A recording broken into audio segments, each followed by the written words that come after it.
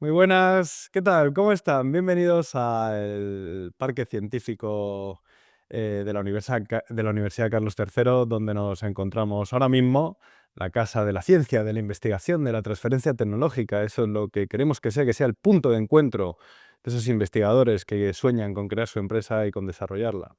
Y para ello, hoy en el capítulo de hoy vamos a hablar de procesos humanos, de la industria creativa, vamos a analizar mucho la situación actual, las oportunidades y los retos que nos trae una tecnología que está en boca de todos, como es la inteligencia artificial, y la propia colaboración entre la universidad y la empresa, ¿no? Que tan cerca lo ven en este parque científico y tanto trabajo hay detrás. Y para ello yo intento siempre ser el protagonista de todo, pero me gusta que hablen ellas y ellos, ¿no? Y tenemos a tres invitados que desde luego son tres cracks que me superan por todos lados y a los cuales tengo el orgullo y el honor de entrevistar hoy y de charlar con ella y con ellos. Ignacio Gallego, investigador de la UC 3M de esta universidad, especializado en radio, industria musical, cultura musical y mediaciones sonoras. Muy buenas, ¿qué tal? ¿Qué tal? Muy buenas. También tenemos a una pedazo de mujer a la cual admiro, ¿no? Y luchadora y líder, ¿no? Que creo que es un ejemplo de lo que buscamos en este país, ¿no? Porque al final se trata de que todos colaboremos.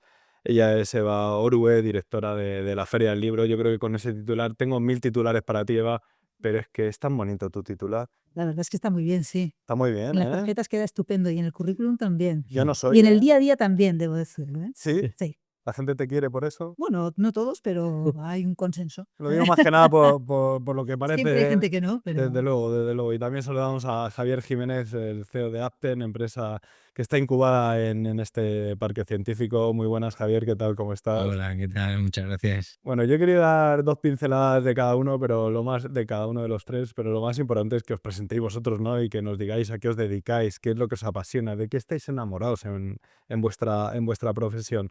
El orden lo voy a cambiar, no me mires, Ignacio, como me toca a mí ahora la pregunta. Voy a hacer el orden que un poco que me fluya, pero contigo empezamos. Ignacio, preséntate un poco. Investigador de la universidad, especializado en radio, industria musical, cultura musical.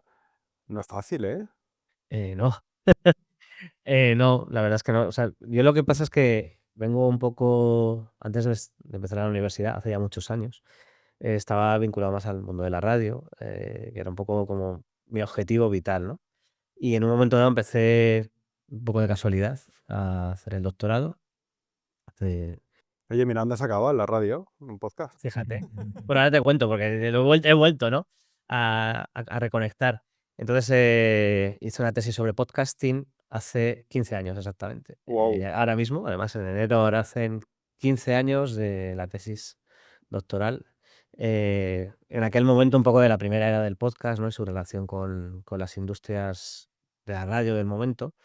Y luego ya, en el universo postdoctoral, ¿no? Ya me vinculé a Carlos III y empecé a pensar en las relaciones que había entre las industrias sonoras, ¿no? Entre la industria del podcast, la industria de la radio y luego la parte musical, que también me había interesado mucho, había estado también vinculado, ¿no? A la producción de conciertos y muy conectado también con la escena musical. Desde el año 2015 montamos un máster en industria musical y estudios sonoros, también aquí en la Carlos III.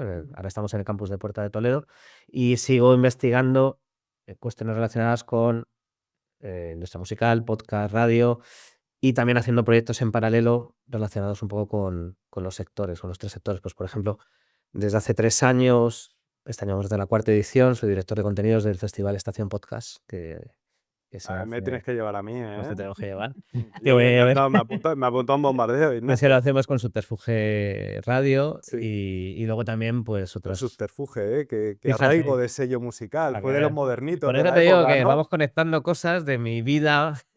He conseguido que todo fluya, ¿no? Y ahora queríamos convergiendo, ¿no? En el universo desde de la academia, pero también intentando estar muy conectado con lo que pasa Pues fuera. Ignacio, conozco una startup que mola un montón, que se llama Break Even, no sé si la conoces, de una Sí, chavalita que se llama Lucía, y Lucía, es la sí, sí. bomba, que la tía con inteligencia artificial te decide dónde, cuándo y cómo tienes que hacer un concierto, y entonces tienes éxito en el concierto.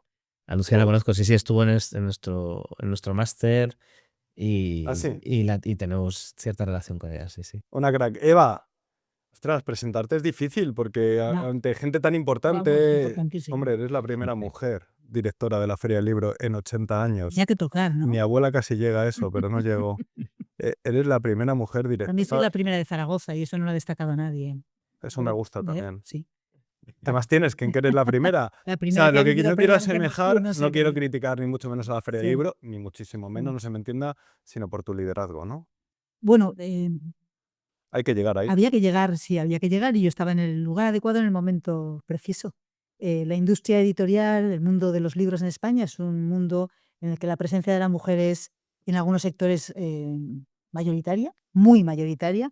Antes o después tenía que ocurrir y me tocó a mí.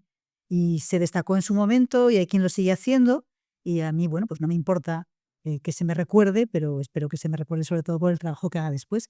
Añado además que O porque eras de Zaragoza, a lo y mejor es porque mejor que se Zaragoza, te sí. recuerde por eso. Añado además que en ocasiones, no es tu caso, pero hay quien lo recuerda simplemente para decir, vale, te eligieron por ser mujer. Bueno, pues seguramente sí. Y no creo que No me pueda parece avergonzarse de justo, eso, ¿no? pero a mí no me parece justo. Y espero que fueran otras cosas también. Pero a lo que yo me refiero es a Obvio. que no me parece que el hecho de que, por ser mujer y tener una trayectoria profesional determinada, que eso haya contado a la hora de tomar una decisión, bueno, pues ya está. Efectivamente soy mujer, efectivamente soy periodista, efectivamente he vivido 10 años fuera de España, hablo 2 idiomas y Tienes todo cara de eso haber, cuenta. tienes cara de haber vivido en Moscú, ¿puede ser? Tengo cara de haber vivido en Moscú, sí. Sí, sí, Y sí. tu trayectoria profesional, ¿por qué desemboca en la Feria del Libro? Pues porque la vida es También así, me en he un inventado momento en yo el que que decía el estamos, ¿no? filósofo Porque Sandro Jacobe, porque yo trabajé, vengo del mundo de la radio, empecé a trabajar con Luis del Olmo siendo muy joven, era muy joven Luis. Después me fui de corresponsal, estuve 10 años fuera de España. Al volver, seguí vinculada a la radio, pero enseguida me desvinculé y empecé a trabajar. Monté una agencia de comunicación con mi mujer. Trabajábamos las dos básicamente en promoción editorial, no solamente en eso. Hemos publicado unos cuantos libros, eso me vinculaba mucho a la industria editorial. Y yo creo que cuando el gremio de librerías de Madrid, que es el titular de la feria, tuvo que buscar un sustituto para mi antecesor que se jubilaba, abrió un proceso por primera vez al que nos presentamos 16 irresponsables que creíamos que nos podíamos dedicar con éxito a esto. Y allí lo que presentabas eran tus méritos profesionales y un proyecto, ¿no?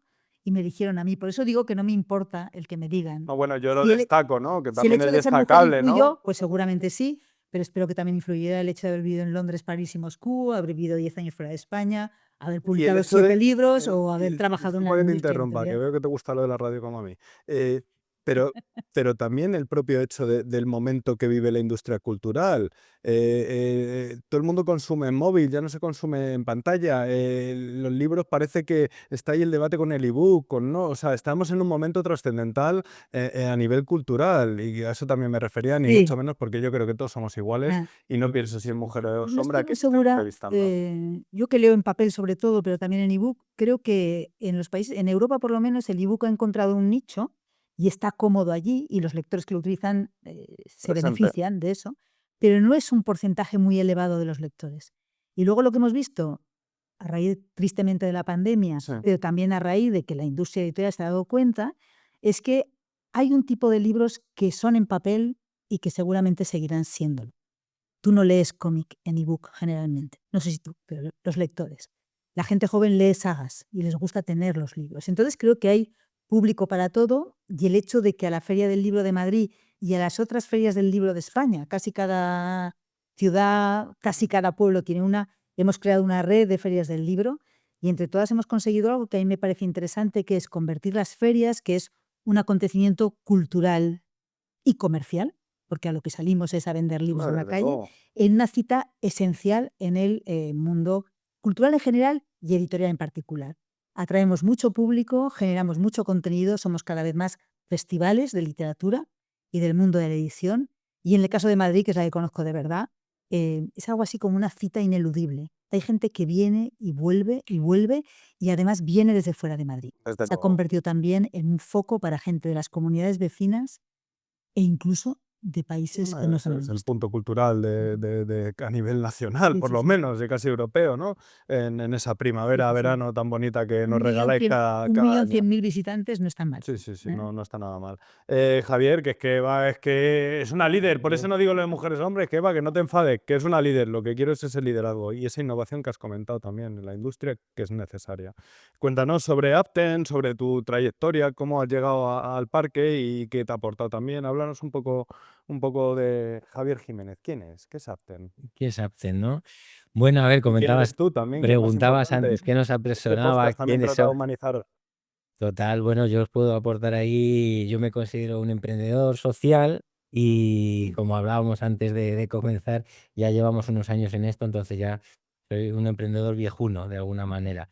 Pero Eso es bueno, quererse, ¿eh? ¿quién soy yo? De joven. Bien joven, ¿verdad? Nada, pues a ver, yo y un poco mi equipo y el equipo emprendedor, hace ya, pues, espérate, 14 años vamos a cumplir. En 2011 decidimos dar el paso de la universidad a la empresa, por distintas circunstancias que si quieres te desarrollo, que pueden estar relacionadas un poco Sí, el porque tema. vas a ayudar a mucha gente con lo que digas ahora mismo. No, pues bueno, a ver, mira, me remonto un poco sin enrollarme mucho, tú me cortas. Yo como emprendedor, por si esto, digamos, alguien se siente identificado, en la época de la universidad, yo estudié telecom, por ejemplo, una ingeniería, ¿no? Cualquiera. Me entró, Como, me como yo entró una periodismo, crisis. vamos, igual.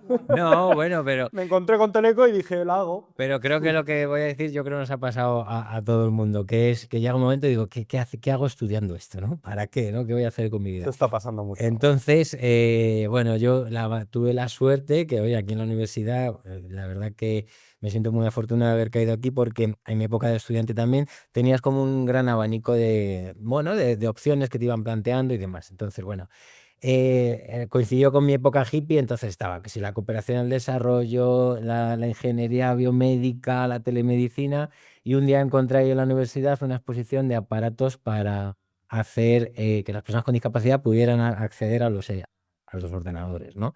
Que ahí Blanca Leiva, una gran directora de la universidad que lleva a los estudiantes con discapacidad, la organizaba.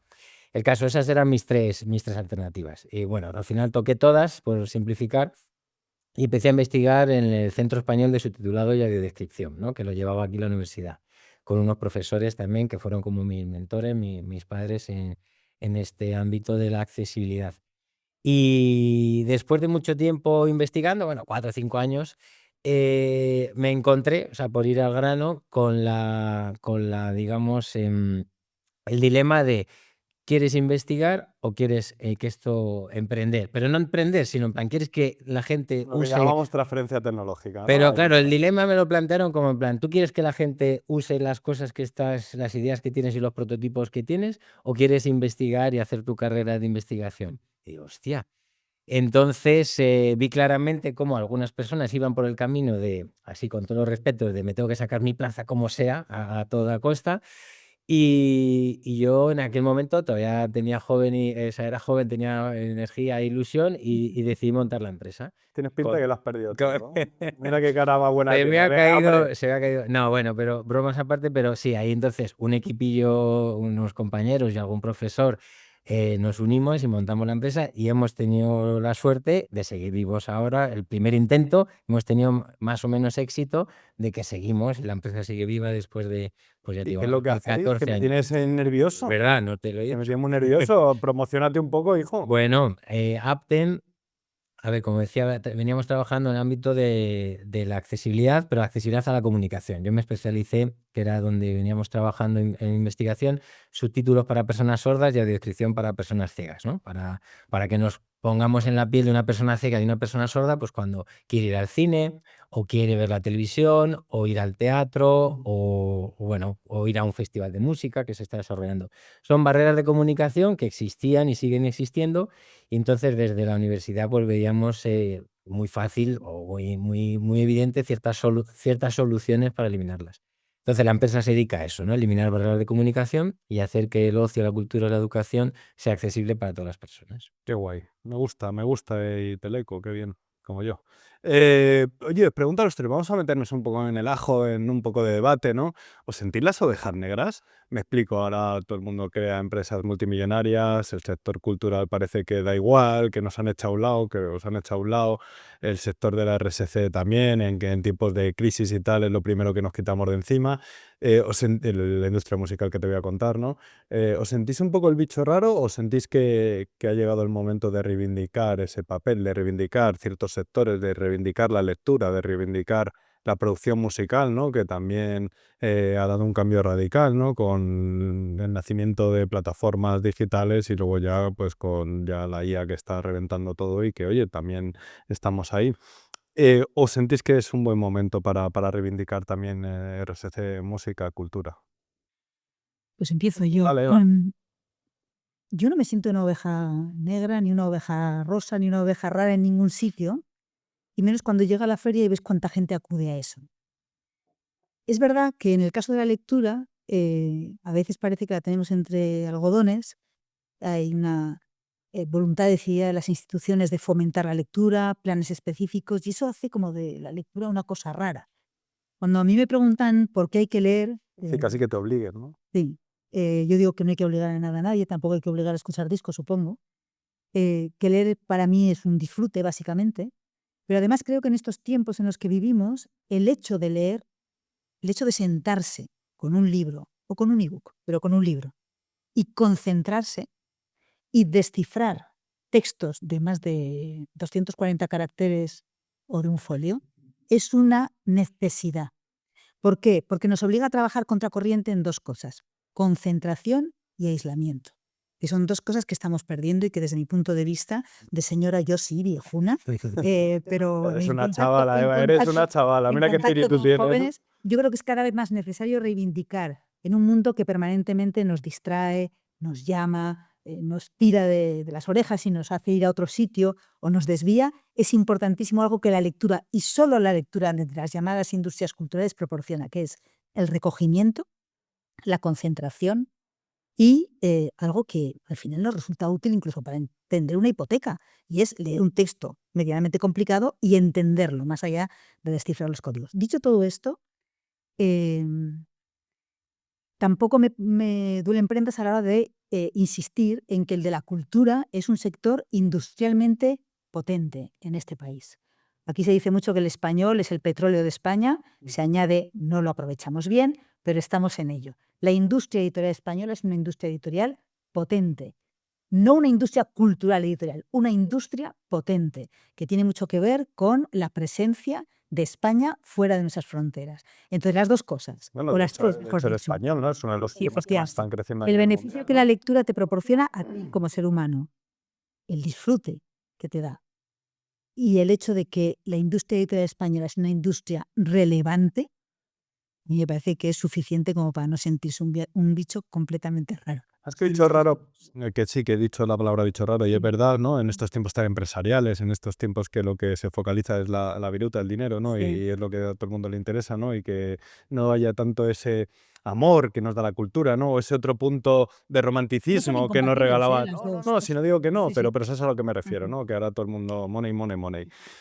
Ignacio, ¿pero qué oportunidades concibes tú como buen investigador en una industria que también está en transformación? Lógicamente, escuchamos música todos, pero ya no lo escuchamos con el CD, ya no lo escuchamos ahora lo escuchamos con cascos sin cables. Ahora, ¿sabes lo que te digo? Hombre, al final, yo creo que, por ejemplo, que hay una diferencia con la lectura, aunque es verdad que la gente lee todo el rato. Otra cosa es que lea de una manera pausada Sí, sí. o lea Sí, libros. sí, lo que ha dicho ella. Yo Leo recuerdo un, más de- que nunca. yo recuerdo un debate, Concentración y silencio, pero que, por ¿qué ejemplo, falta hace, Eva? muy interesante, porque cuando empezó el fenómeno de las redes había investigadores o gente muy ciberoptimista, ¿no? Que decía, no, lo importante es que la gente lea, aunque sea en el móvil, las redes, ¿no? Yo no estoy de acuerdo en eso, prácticamente. Creo que, entonces, pero por ejemplo, creo que a Pero el diferencia de eso, consumo del móvil, ¿no? Por la inmediatez de las cosas, sí, de porque hacerlo no sé, rápido. porque te falta esa capacidad de concentración, lo que vas a obtener de un tipo de lectura o de otra es distinto, porque evidentemente hay muchísimo contenido en las redes de todo tipo, y ahí entra el contenido de texto escrito, texto sonoro, podcasts, audiovisuales, que hacen que nuestro cerebro esté continuamente recibiendo inputs y que el hecho de sentarte y concentrarte durante un tiempo va a cambiar tu relación con el texto. Eso es Desde así. luego. Pero fíjate, perdona que te interrumpa, que en la música pasa algo similar. Tú ahora vas al dentista y tienes música. Te subes al ascensor Todo. y hay música en el ascensor. Y al final, si te gusta la música, tienes que aislarte de la música que te imponen y elegir la música que quieres, ¿no? ¿A ti qué te gusta, Eva, de música? ¿Cuál es tu Yo- grupo favorito? A mí me parece que los Beatles ya son ruido. A mí me gusta básicamente la música clásica. Pero diré que así como hace años yo llevaba a mi casa y ponía música, encendía el tocadiscos o el CD, ¿Sí? ahora confieso que llego a mi casa y no enciendo nada. ¿Por qué? Porque estás oyendo música todo el santo día. Dispara, Ignacio. Claro, la realidad es que más del 85% de la población escucha música prácticamente a diario. De una u otra manera, es decir, o por lo que te llega por el espacio sonoro, que podemos decir, Sí, sí. todos los espacios están llenos de sonido, o porque nos la personalizamos con los auriculares. En transporte público casi todo el mundo, un porcentaje muy alto, lleva auriculares y vamos escuchando cosas, no sabemos el qué, pero en principio música, y de hecho los estudios a nivel global te cuentan que la música se utiliza como un elemento que te acompaña, ¿no?, en el día a día. De hecho, eso lo ha visualizado muy bien las plataformas digitales, pues como por ejemplo como Spotify, donde no, digamos que el valor no es el hecho en sí de la escucha de la música, sino tu estado de ánimo o tu actividad alrededor de esa escucha. Por eso se hacen playlists dedicadas a actividades concretas o a estados de ánimo concretos. Gente triste. No, o alegre, o para correr, o para cenar, o para una Imagino cita. la Eva aquí, tecno.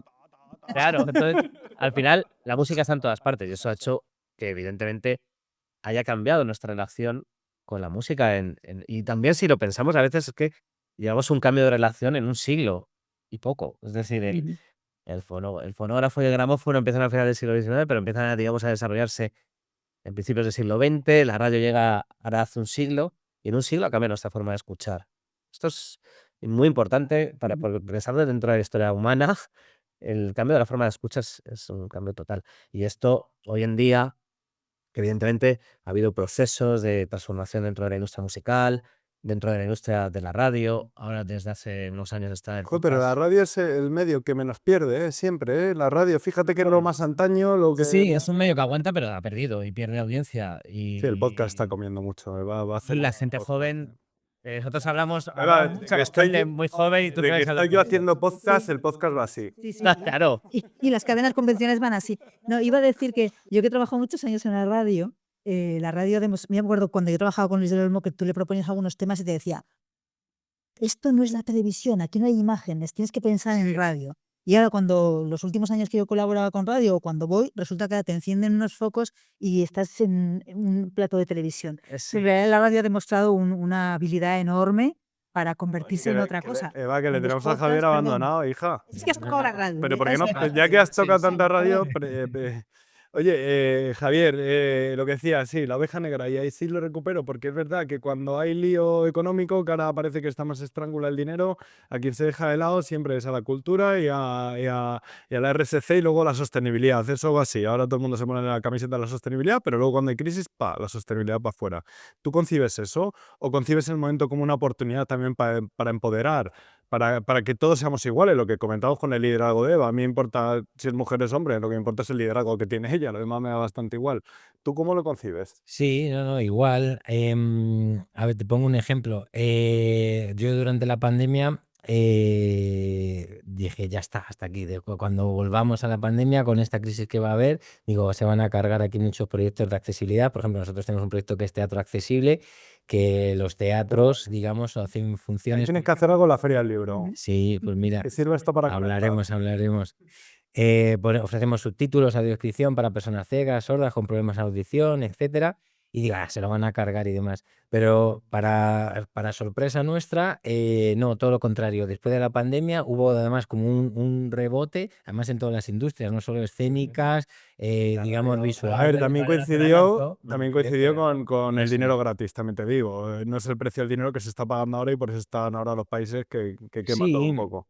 Pero bueno, relacionado con eso, te quiero decir, yo pensaba que iba a haber eso y no. Entonces, mi análisis es que, vamos, el movimiento reivindicativo digamos, de las personas, las asociaciones de personas con discapacidad lleva décadas, vamos, luchando por los derechos, para, digamos, esa igualdad de derechos de las personas con discapacidad que se le reconozcan. Y eso implica, pues, el derecho a la cultura, el acceso a la cultura, también a la educación, al trabajo. Entonces, yo, desde que estoy más o menos en el mercado, desde 2005 hasta ahora, he visto un gran avance que, como digo, se viene gestando desde finales del siglo pasado.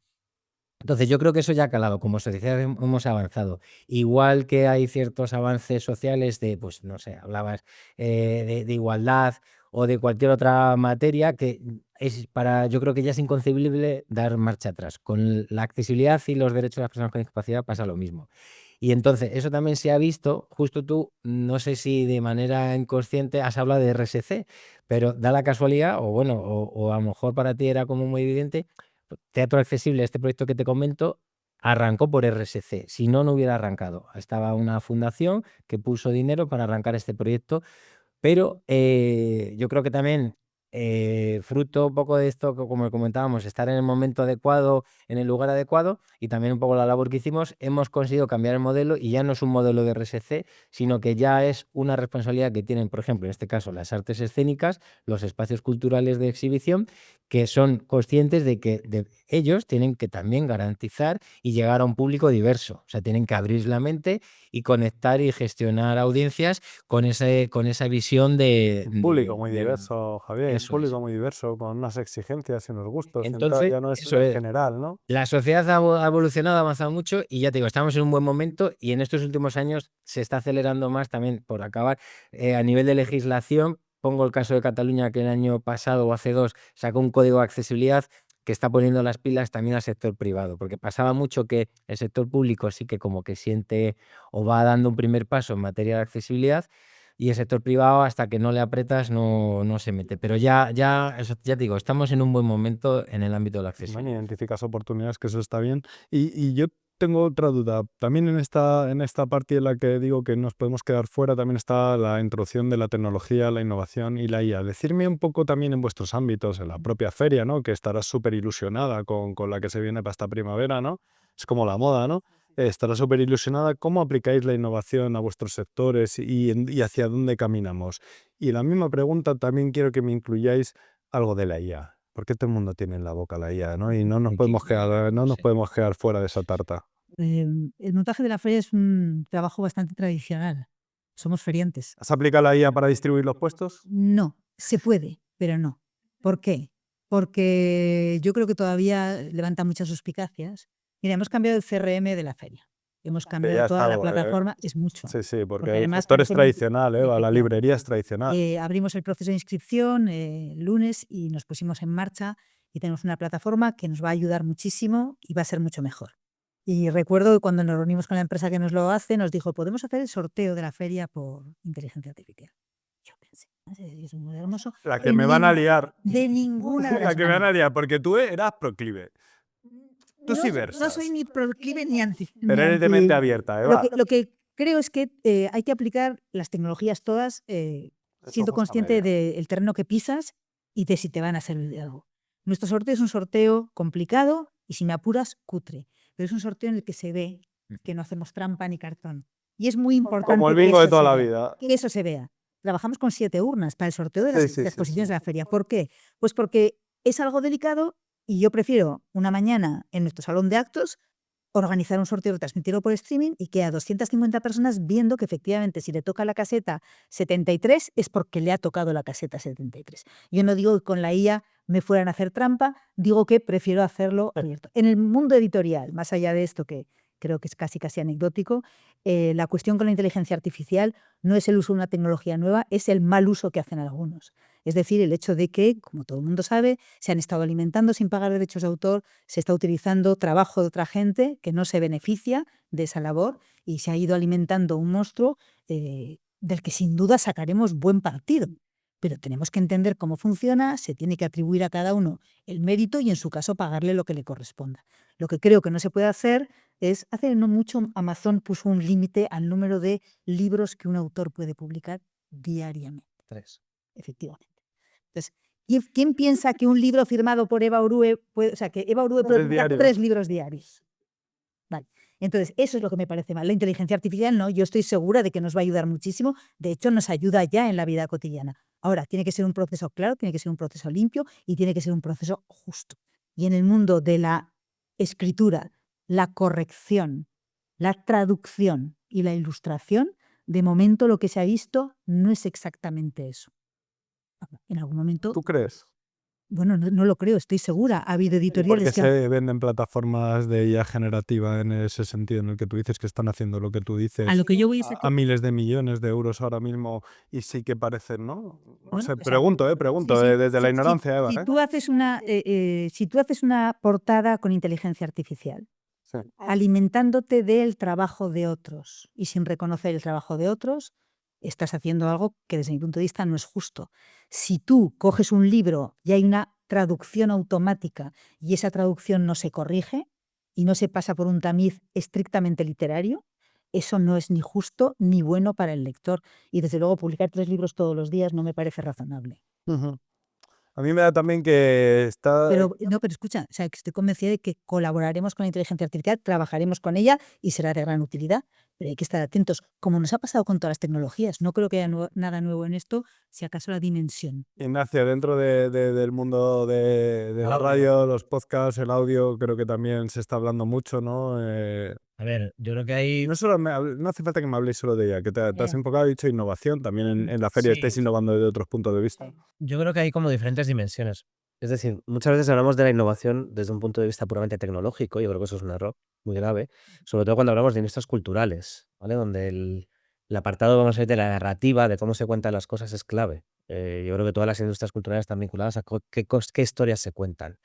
Entonces, yo siempre podemos poner el ejemplo de la propia industria o del medio podcast, ¿no? El medio podcast empieza como una innovación tecnológica hace ya 20 años o más de 20 años, pero hasta que se ha consolidado un medio diferencial ha sido cuando las personas han decidido hacer cosas distintas con ese medio sonoro. Cuando han empezado a construir historias que se diferenciaban de las que hacía la radio, de las que hacía la prensa escrita y hacer cosas distintas. Es un proceso de creación de un medio, como en su día fue la radio y la televisión.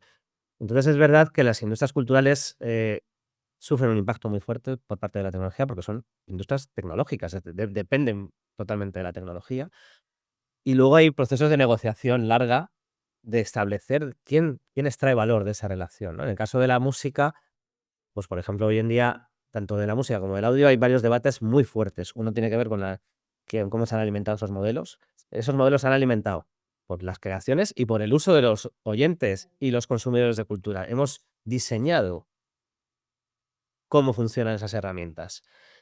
¿Qué recibimos cada uno a cambio? ¿Qué reciben los creadores y qué reciben las audiencias? Porque nosotros hemos dado nuestros datos de consumo sistemáticos para diseñar una forma de hacer. Pero, o sea, a mí cuando se escucha, y perdona Javier que también pasó contigo, pero a mí cuando se escucha me parece un poco negar, ¿no? O sea, yo creo no, pero yo creo que la teoría está perfecta, lo que decís me parece elocuente, o sea, me parece guay, estoy de acuerdo con vosotros, pero la realidad puede ser que si conceptualizamos de esa forma todos nos podemos quedar un poco en fuera de juego. Yo te O digo, sea, yo creo que no... es que no he terminado mi Perdona, argumento. perdona. No, te decía, a ver, Hay una parte que tiene que ver con cómo se han alimentado esos modelos y de hecho están las sociedades de gestión de todo el mundo, no solo en España, en todo el mundo, las empresas de las discográficas, están todos diciendo, oye, ¿qué ha pasado con esto? ¿Cómo se ha producido esto, este proceso? ¿Cómo se ha dado este proceso?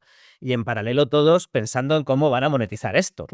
Es decir, todo el mundo está pensando en cómo va a sacar partido de esto. ¿Qué pasa? Que tú al final tienes modelos centralizados, en empresas súper potentes con las que es complicada la negociación. O sea, yo te digo de datos, tío, que se me viene a la cabeza, por ejemplo, una empresa de IA generativa española vendida en 6 meses por 11 millones de euros.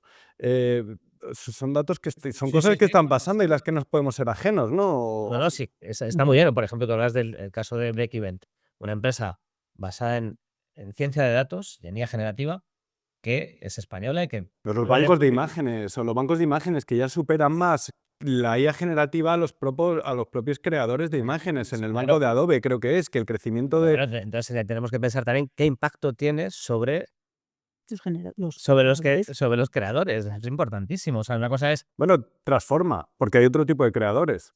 Sí, por supuesto, claro. Sí, claro. Y ahí es donde está la negociación. Y la negociación es, en el sentido, la negociación es entre el poder de unas empresas, los creadores, los usuarios. Por ejemplo, en el caso de la música, ya sabemos que hay varias herramientas que crean música a partir de un prompt, ¿no? Tú le metes un prompt y te hace una canción. Evidentemente, eso ha sido alimentado con canciones previas. ¿Qué podemos hacer a partir de ahí? No se sabe, hace relativamente poco, hace unas 4 semanas, antes de Navidad justo, un grupo ha sacado un disco con IA que alguna gente lo sabía dentro del sector, más o menos. De repente se entera su ¿Cuál es? ¿Qué agregador grupo es? distribuidor, un grupo que se llama Las Nenas, ¿no? Y ese grupo llegó a dar hasta una entrevista.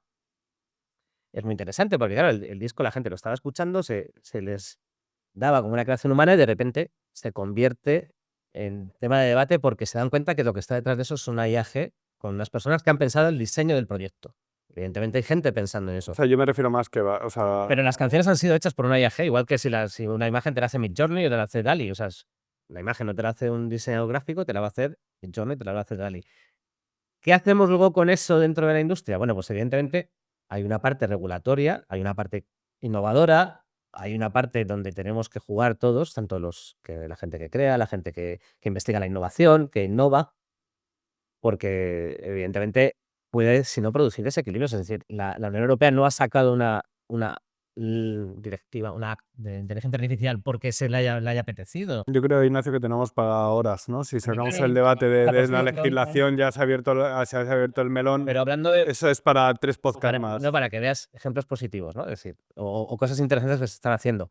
Gente que utiliza la IA generativa para convertir, bueno, digitalizan su voz, hacen un clon, traducen al inglés y un podcast que se hace en español se pasa a ser en inglés con la voz clonada del podcaster español. Sabes que en paralelo tú tienes a una empresa que te coge y te hace tu voz en 15 idiomas directamente y vas a poder hacer tus vídeos. Este podcast podríamos estar mañana, los 4, en 15 idiomas distintos con nuestra propia voz. ¿Qué plataforma es esa? O sea, yo no la conozco. Luego es por el podcast. Hombre, pero di algo también que sea productivo para la gente que nos escuche, porque entre Eva y yo ya nos hemos copado todas. Por esta bien le tenemos abandonado. Y tú no quieres decir la clave de este podcast. Es el señor, este youtuber, MrBeast, él ya lo está haciendo. Él ya lo hace. Y hay detrás motores de IA de audio, bueno, que se llama Eleven Labs, por ejemplo, que trabaja en esa clonación de voz y en esa generación de texto a audio, ¿no? Por ejemplo. Vamos a Javier, que le tengo abandonado, pero es que creo que donde más revolución va a haber es en el mundo de la discapacidad, ¿no? Que va a haber avanzado, ¿no? Y lo que va a hacer es empoderar a ciertos perfiles respecto a la sociedad para que seamos todos un poco más iguales.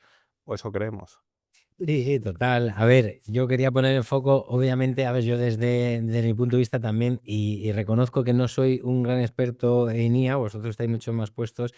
Yo puedo hablar un poco de las herramientas que utilizamos, ¿no? Al final yo lo veo que esto es algo imparable que va a llegar, sin entrar en cosas que obviamente hay que hacer, regular y debatir sobre ellas, pero a efectos prácticos está claro que todas estas tecnologías que están saliendo, llevadas al ámbito de la accesibilidad, digamos, nos abre, digamos, por fin, o sea, o nos pone a disposición a tiro de piedra. El gran reto que teníamos era que todo sea accesible para todas las personas, ¿vale? Porque, para poner así ejemplos, en el ámbito de teatro accesible, pues lo que venía siendo habitual es que en una programación, a lo mejor, en un teatro, imagínate, principal, que tenga mes y medio en cartel una obra de teatro, pues a lo mejor un día o 2 había una sesión con subtítulos o con audiodescripción para personas ciegas, ¿no? Entonces, evidentemente, esto, con las herramientas, que bueno, hoy todo se mete en IA, pero anteriormente había, digamos, sistemas de reconocimiento automático de contenidos u otros tipos de tecnologías, que al final siempre se ha buscado la automatización. O sea, en realidad en casi cualquier industria se ha buscado la automatización, la sistematización de procesos, pues obviamente por eficiencia, por costes, etcétera. Y ya te digo, para nosotros es el momento en el que realmente estamos cerca. No voy a decir que estamos ya en ese momento, porque coincido mucho con lo que ha dicho Eva. No hay que cometer el error de, en plan, dar por bueno todo lo que sacan estas tecnologías. Ella decía, pues, las revisiones, de la traducción, o yo te puedo hablar de un subtitulado automático, que es simplemente transcripción en Eso un te iba a idioma, decir, ¿dónde que ves tú la transformación real? ¿En lo físico o en lo intelectual? A la discapacidad intelectual, que es donde parece que va a haber la gran revolución, porque el hardware o los aparatos ya parece que están todos inventados, ¿no?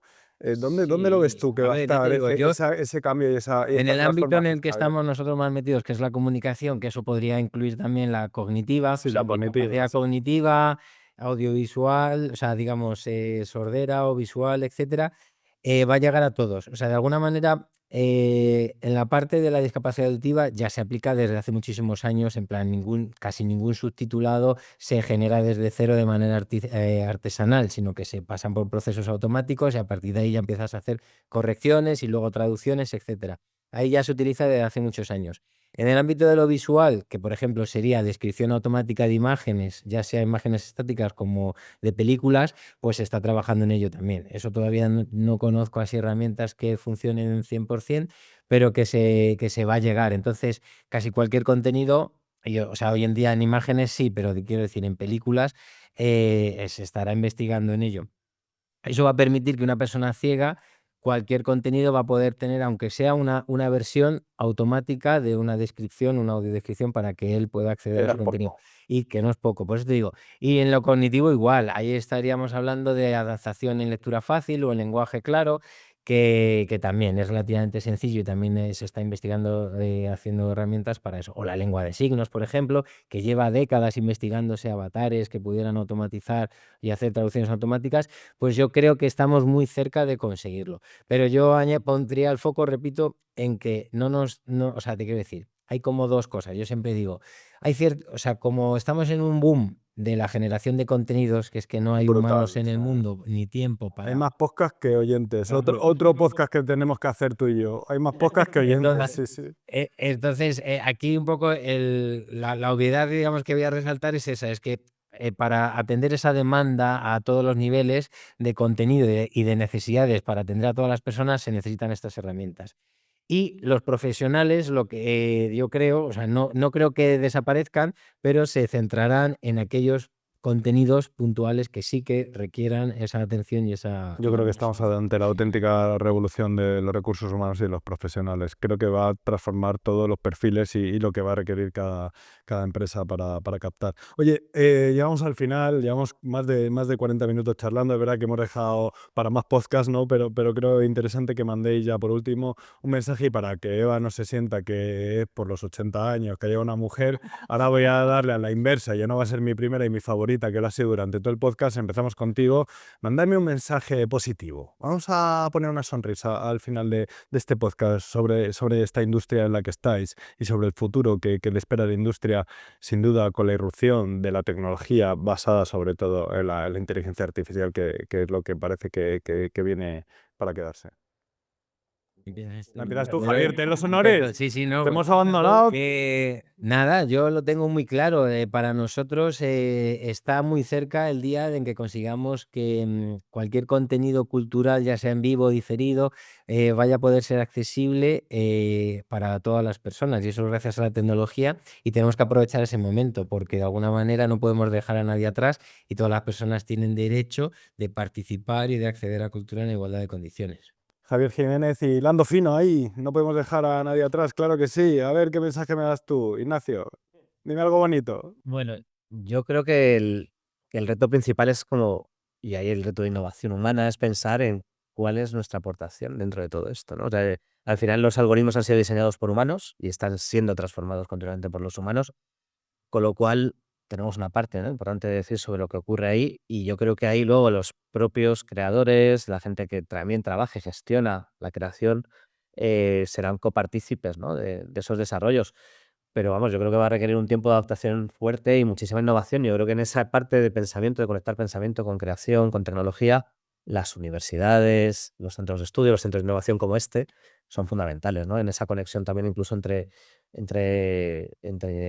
universidad e industria y diferentes sectores culturales. O sea, que yo creo que eso es clave, seguir pensando en esas, y bueno, no pensando, desarrollando esas conexiones. Me he enamorado de tu perfil. Eva Orue, venga, ponme la guinda. Ponme la Subrayo lo guinda. que han dicho ellos dos, completamente de acuerdo. Y llevando el agua a mi molino, déjame que recuerde que el ser humano no solamente lee, sino que sobre todo se cuenta. Nos contamos constantemente a nosotros mismos. Hemos estado 40 minutos explicándonos. Y por lo tanto, crear historias, crear relatos, escribir libros, es una actividad que nos forma y nos conforma. Por eso creo que es importante leer y escuchar música y facilitar el acceso de todo el mundo a las industrias culturales, a la cultura, a la experiencia cultural. Y por eso os invito a que vengáis todos a partir del próximo 30 de mayo a la Feria del Libro, donde sin duda habrá una muestra extraordinaria de un sector potente, creativo y que nos une en aquello que alguien llamó el territorio de la Mancha, es decir, el español, que es la lengua con la que nos entendemos entre todos.